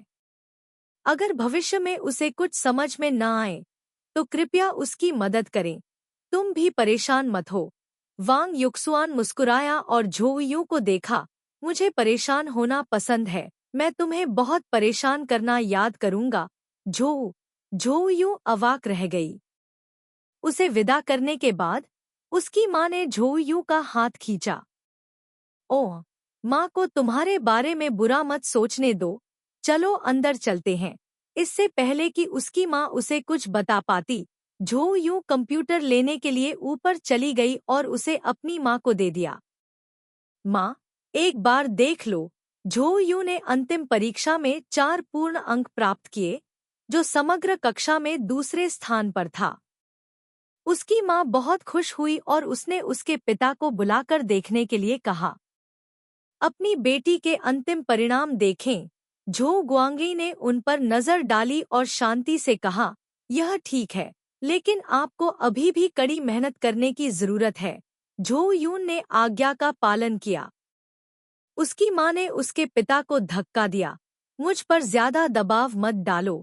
रिपोर्ट कार्ड वास्तव में एक जादुई आकर्षण था। इसे रखने के बाद माँ और बेटी के बीच बातचीत बहुत सहजता से हुई। आपको जल्दी आराम करना चाहिए। यह लगभग नए साल की पूर्व संध्या है और आप बहुत देर से घर आए हैं। कल सुबह मैं तुम्हें समय पर कपड़े खरीदने के लिए मॉल ले जाऊंगा। चू वैन अपने कमरे में लौट आई और स्नान किया। वह बिस्तर पर करवटें बदलती रही, सो नहीं पाई। आखिरकार उसने अपना सेल फोन निकाला और लाई टुआन को एक टेक्स्ट मैसेज भेजा। विषय वस्तु बहुत सरल थी, सिर्फ एक वाक्य, मेरा मार्क स्कोर 97 था। एक क्षण बाद लाई टुआन ने जवाबी संदेश भेजा, मुझसे भी अधिक? चू वान हंसा। उसने कोई जवाब नहीं दिया, लेकिन अपना चेहरा तकिए में छिपा लिया। उसे डर था कि उसकी हंसी बहुत तेज हो जाएगी। शाखा पर लटकी चांदनी युवा जोड़े के शांतिपूर्ण दृश्य को देख रही थी। खंड 1 अध्याय 25। वर्ष के अंत में शॉपिंग मॉल पुरुषों और महिलाओं, युवा और बूढ़े लोगों से भरा हुआ है, जैसे कि वे मुफ्त सामान की तलाश में हों। लोगों की भीड़ में उसकी माँ चलती हुई शिकायत करने लगी, मैंने तुमसे कहा था कि जल्दी वापस आ जाओ, लेकिन तुमने मेरी बात नहीं सुनी। देखो, मॉल में सब कुछ खरीद लिया गया है। तुम सब कुछ कैसे खरीद सकती हो, माँ? चू वान ने बड़े और छोटे बैग उठाए, लिफ्ट से बाहर निकला और महिलाओं के कपड़ों के क्षेत्र की तीसरी मंजिल में प्रवेश किया। यहाँ अभी भी कई डिजाइन हैं। वे सभी ऐसी चीजें हैं जो लोग नहीं चाहते हैं, इसलिए वे उन्हें फेंक देते हैं। माँ ने भी अपने हाथ में ढेर सारे बैग लिए हुए थे, क्योंकि तुम स्कूल से कुछ सेट नहीं लाए, इसलिए अब तुम्हें सभी नए खरीदने होंगे। चू वैन ने चुपके से अपनी जीप बाहर निकाली। वह दिन इतना जरूरी था कि वह छात्रावास लौटी और उसे अपना कंप्यूटर और किताबें बैग में रखने का ही समय मिला। कपड़ों की चिंता करने की ऊर्जा उसके पास कैसे होगी? एक ब्रांडेड कपड़ों की दुकान में जाकर उसकी माँ कपड़े चुनती रही और वह खोई हुई आत्मा की तरह धीरे धीरे पीछे पीछे चलती रही। आज उसने अपनी घड़ी देखने के लिए अपना सिर नीचे किया। दोपहर हो चुकी थी। क्या वह तैयार है? क्या वह अभी तक कंपनी में गया है? सुबह चू वान ने ल्यतुआन को संदेश भेजा, लेकिन कोई उत्तर नहीं मिला। उसे परेशान करने के डर से उसने उसे सामान्य रूप से बुलाने की हिम्मत नहीं की। ओह, मैं बहुत घबरा रही हूँ। यह पोशाक कैसी है? बदसूरत। झो यून ने अपना गला साफ किया और चकित सेल्सवुमन को समझाया, नहीं, मैंने कहा था कि यह बहुत सुंदर लग रही है। उसकी माँ ने पूछा, कल रात पर्याप्त नींद नहीं मिली? मुझे ऐसा क्यों लग रहा है कि तुम्हारी आत्मा कहीं और भटक रही है? झो यून ने अपनी नाक को छुआ। शायद ऐसा इसलिए है क्योंकि तुम बहुत अधिक चलने से थक गई हो। उसकी माँ ने समझदारी से देखा और अपने बगल में बैठी सेल्सवुमन से कहा, वह दिन भर बस पढ़ाई ही करती है। टेट आने वाला है, लेकिन वह अभी भी स्कूल में है। एक लड़की को इस बात की परवाह नहीं होती कि वह क्या पहनती है। अच्छी सेल्सवुमन ने ग्राहक के चेहरे को देखा और तुरंत प्रशंसा की, यह अच्छा है। उसे देखकर ही पता चल जाता है कि वह एक अच्छी छात्रा है। उसका स्वभाव बहुत बढ़िया है। उसकी माँ ने ड्रेस झो यून को दी। इसे पहनकर देखो, यह पोशाक बहुत सुंदर है। झो यून ने ड्रेस ली और फिटिंग रूम में चली गई। सर्दियों में कपड़े पहनकर देखना बहुत तकलीफदेह होता है। चू वैन ने अपना चश्मा उतारा, फिर टर्टलनेक स्वेटर। जैसे ही मैं उसे उतारने वाला था, मेरा सेल फोन कंपन करने लगा। चू वैन ने इसे देखा और कुछ और पहनने की जहमत नहीं उठाई। उसने स्वेटर को अपनी गर्दन के चारों ओर लटकाया और अपना फोन लेने के लिए हाथ बढ़ाया। निश्चित रूप से यह लाइटुआन ही थी जिसने जवाब दिया, रास्ते में, चलो आज रात बात करते हैं। आज रात किस समय? चू वान के पास उससे पूछने के लिए बहुत सारे प्रश्न थे, लेकिन उसे हमेशा ऐसा लगता था कि अभी समय नहीं है। अंत में उसने सिर्फ 2 शब्द ही भेजे, इसे जारी रखो। ली तुआन ने उसे कोई जवाब नहीं दिया। चू वैन ने कपड़े बदलना समाप्त किया, अपना सिर नीचे किया और फिटिंग रूम का दरवाजा खोला। सेल्स क्लर्क ने उस पर मुस्कुराया। उसकी तारीफ करने ही वाला था कि उसे एक घातक समस्या का पता चला। मिस, आपने इसे उल्टा पहना हुआ है। झो यून ने अपना सिर नीचे कर लिया, अवाक। उसकी माँ कुछ दूसरे कपड़े चुन रही थी और पलटकर उसने यह विडंबनापूर्ण दृश्य देखा। माँ, आप पूरे दिन किस बारे में सोचती रही हैं? झो यून चुपचाप उन्हें वापस पहनने के लिए अंदर चली गई और जब वह बाहर निकली तो सेल्स क्लर्क ने आखिरकार उसकी तारीफ की, बहुत सुंदर। मिस, सफेद रंग आप पर बहुत जंचता है। आपकी त्वचा बहुत सुंदर है। झो यून ने अपना चश्मा लगाने के लिए अपना सिर नीचे किया, लेकिन सेल्स क्लर्क ने फिर कहा, आप बिना चश्मे के बेहतर दिखेंगी। चश्मे के बिना मैं कोई भूत नहीं देख सकता। चू वैन ने पूरा परिधान पहनते हुए आईने में देखा। यह तो मानना ही पड़ेगा कि उनकी माँ को सौंदर्यबोध की बहुत अच्छी समझ थी। सफेद पोशाक मोटे कपड़े से बनी थी, स्कर्ट पर छोटे छोटे फूलों के प्रिंट थे और कमर के चारों ओर 1 सेंटीमीटर की हिरन की खाल की बेल्ट थी। चूंकि सर्दी का मौसम था, इसलिए उसने हल्के रंग का छोटा फर कोट पहना हुआ था। चू वैन का चेहरा, जो झबरा फर के पीछे से हल्का सा दिखाई दे रहा था, बहुत सुंदर लग रहा था। यह बहुत सुंदर है। यह पोशाक बहुत सुंदर है। यह आप पर बहुत अच्छी लग रही है। सेल्सवुमन ने उसकी खूब तारीफ की। सेल्सवुमन की तारीफ सुनकर उसकी माँ मुस्कुराई और झो यून से कहा, तुमने बहुत बढ़िया चुना है, माँ। झो यून ने सिर हिलाया। उसकी माँ सेल्सवुमन की ओर मुड़ी और बोली, यह सेट ले लो। माँ और बेटी ने कुछ और सेट खरीदे।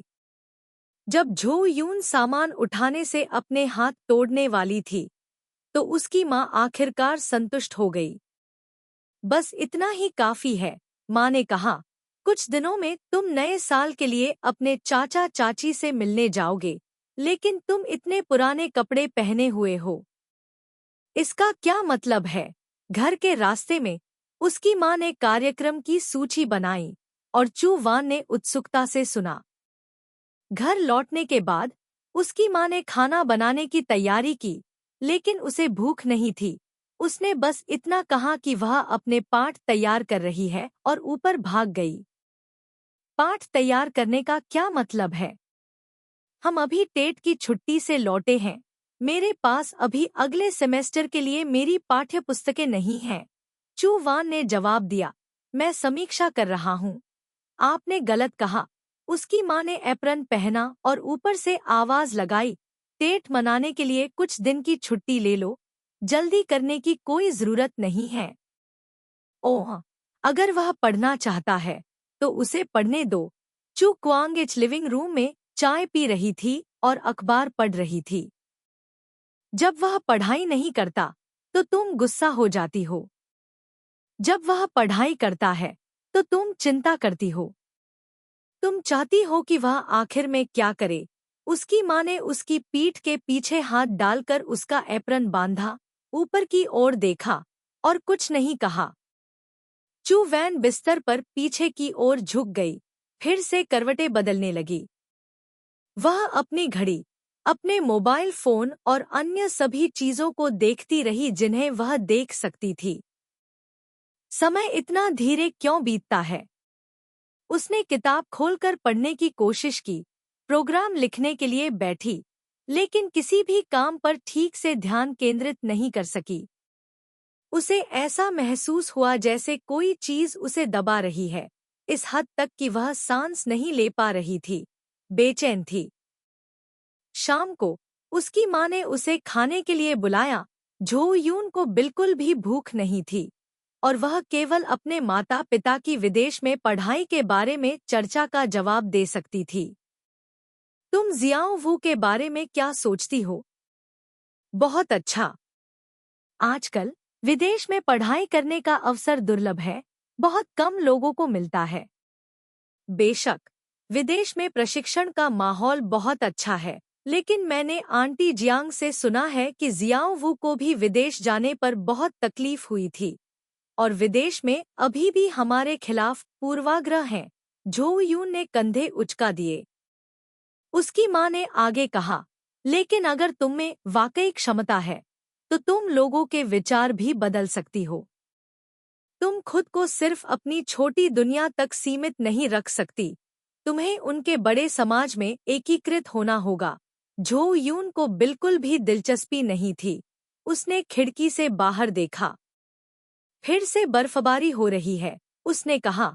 फिर माँ मुस्कुराई, यह पहली बर्फ है। चू वान चौंक गया। पता चला कि उस दिन शहर में बर्फ नहीं गिरी थी। केवल उन दोनों ने ही उस बर्फानी तूफान को देखा। एक पल में चू वैन को तसल्ली महसूस हुई। उस सुबह 2 बजे चू वैन को लाई तुआन से जवाब मिला, ठीक है। उसने राहत की सांस ली, नीचे जाकर दरवाजा बंद किया, फिर वापस बिस्तर पर चढ़ गई, अपने सिर पर कंबल खींचा और फिर उसे बुलाया। हेलो लाई तुआन। हाँ, तुम अभी तक सोए नहीं हो। ऐसा लग रहा था कि ली शुन बाहर था। फोन के दूसरी तरफ हवा की आवाज आ रही थी। झो यून ने कहा, अभी अभी अपने माता पिता के साथ टीवी देखना समाप्त किया है। वह मजाकिया अंदाज में हंसा, स्पष्ट रूप से उसे विश्वास नहीं हो रहा था। झो यून ने अपने होंठ सिकोड़े, वह मामला। क्या मामला? उसने लाइटर की आवाज सुनी और अब और इधर उधर नहीं घूमी और सीधे उससे पूछा, क्या तुम लैम क्वान के लोगों से मिले थे? उन्होंने क्या कहा? तुमने इतनी देर से जवाब क्यों दिया? बेवकूफों का झुंड, मुझे सॉफ्टवेयर का लंबे समय तक परीक्षण करना था। तो क्या वे संतुष्ट हैं? भद्दे होम पेज लोगों को छोड़कर वे बहुत संतुष्ट हैं। हम कल अनुबंध पर विस्तार से चर्चा करेंगे। हम टेट से पहले इस पर हस्ताक्षर करेंगे। उफ! ली शुन बर्फीली हवा में धूम्रपान करते हुए चौराहे पर खड़ी थी। यह बर्फानी तूफान पिछले तूफान से भी बड़ा था। रात का तापमान 0 से नीचे चला गया और जमीन बर्फ की पतली परत से ढक गई।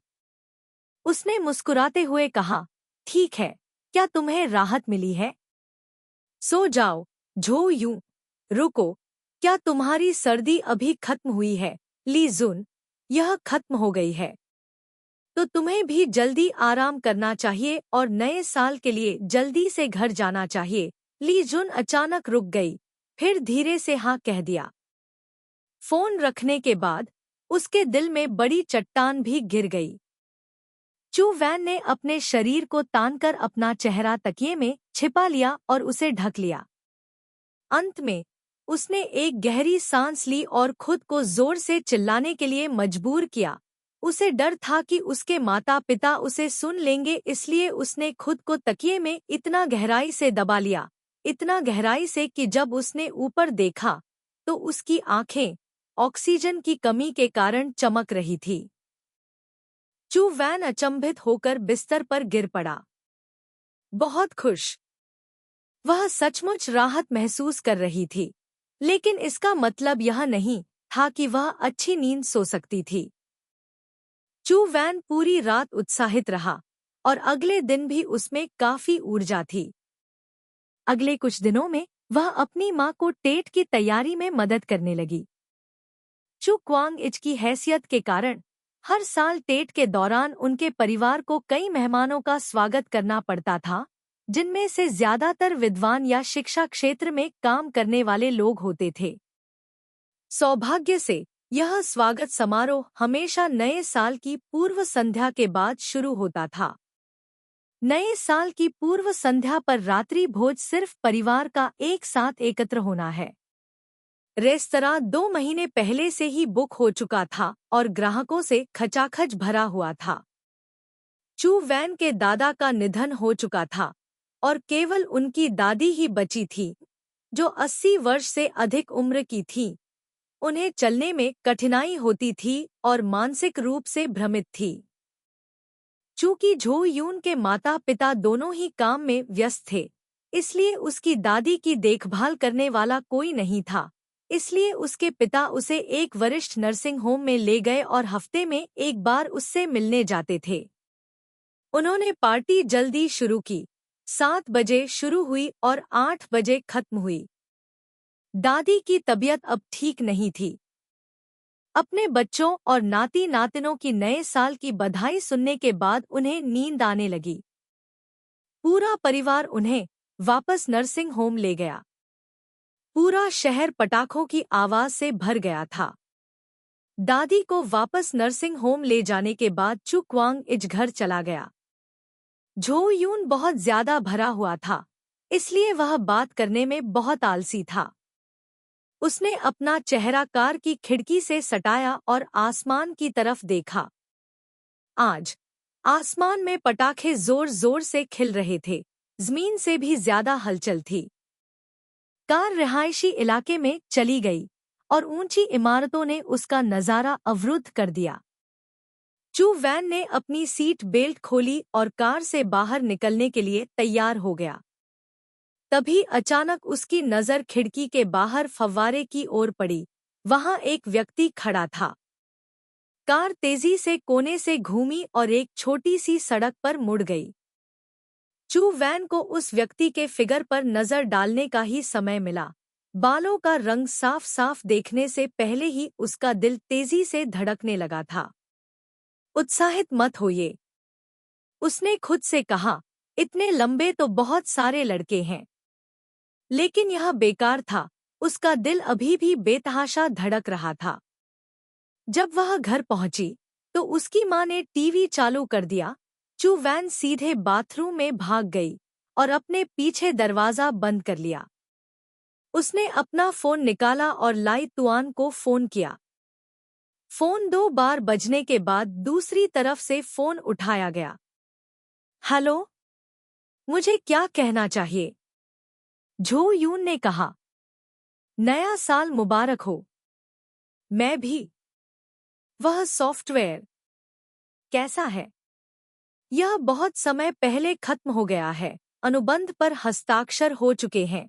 झो यून ने ओह की आवाज निकाली। लीक सुन ने उससे पूछा, तुम क्या कर रही हो? झो यून शौचालय के ढक्कन पर बैठ गई और बोली, कुछ नहीं, अभी अभी खाना खाया है। तुम क्या कर रही हो? बजट मिला है, कर्मचारियों को लाल लिफाफे देने की योजना बना रही थी। हम? चू वैन को कोहरे में डूबा हुआ लग रहा था। क्या? वह मुस्कुराता हुआ लग रहा था। ली जुन, मैं तुम्हारे घर के सामने हूँ। झो यून ने अपना फोन पकड़ लिया। निश्चित रूप से, अभी अभी यह आप ही थे। यह आप है। यह आप है। अरे यार, मैंने तुमसे कहा था न कि मैं कुछ देख नहीं रहा हूँ। वह खड़ी हुई, 2 बार घूमी, फिर अपनी आवाज कम की और जल्दी से बोली, तुम्हें कैसे पता चला कि मैं कहाँ हूँ? श्रीली ने शांति से कहा, क्या स्कूल की वेबसाइट पर तुम्हारी जानकारी ढूंढना मेरे लिए इतना मुश्किल है? सूचना प्रौद्योगिकी का उपयोग इसके लिए नहीं किया जाता है। किसी ने बाथरूम का दरवाजा खटखटाया। चू वैन का दिल धड़क उठा। फिर याद आया कि उसने दरवाजा बंद कर दिया था। चू वैन, क्या तुम बाद में मिठाई के लिए आम या अंगूर खाना चाहोगी? यह उसकी माँ थी। चू वैन चिल्लाया, जो भी हो, अंगूर। माँ। उसकी माँ चली गई। उसने उसे बाथरूम में फोन पर बात करते हुए नहीं सुना, इसलिए उसे आज रात आतिशबाजी का शुक्रिया अदा करना पड़ा। चू वैन ने फिर से फोन अपने कान पर लगाया। अरे ली तुआन, मैं बाद में आ सकता हूँ। मुझे पता है। ली तुआन की आवाज शांत थी। क्या आप जानते हैं कि लैप हुआ होटल कहाँ है? हाँ, होटल बड़ा नहीं था, उसके घर से सिर्फ 2 गली दूर था। मैं वहीं रह रहा हूँ। जब तुम खाली हो जाओ तो आ जाना। ठीक है। वह कुछ कहने ही वाली थी कि उसकी माँ ने फिर से दरवाजा खटखटाया। तुम इतना समय क्यों लगा रही हो? सेब लगभग भूरे हो गए हैं। मेरा काम हो गया, मैं अभी आता हूँ। चू वान ने फोन उठाया लेकिन ली तुआन पहले ही फोन काट चुका था। वह अपने माता पिता के साथ टीवी देखने के लिए लिविंग रूम में चली गई, जो बातें कर रहे थे। हालांकि उसका मुंह फलों से भरा हुआ था और उसकी आंखें टीवी कार्यक्रम पर लगी हुई थी, लेकिन उसकी आत्मा पहले से ही कहीं और भटक रही थी। उसने कॉमेडी देखी। अचानक उसे याद आया कि वह उससे एक सवाल पूछना भूल गई थी। आज नए साल की पूर्व संध्या है तो तुम घर क्यों नहीं आते?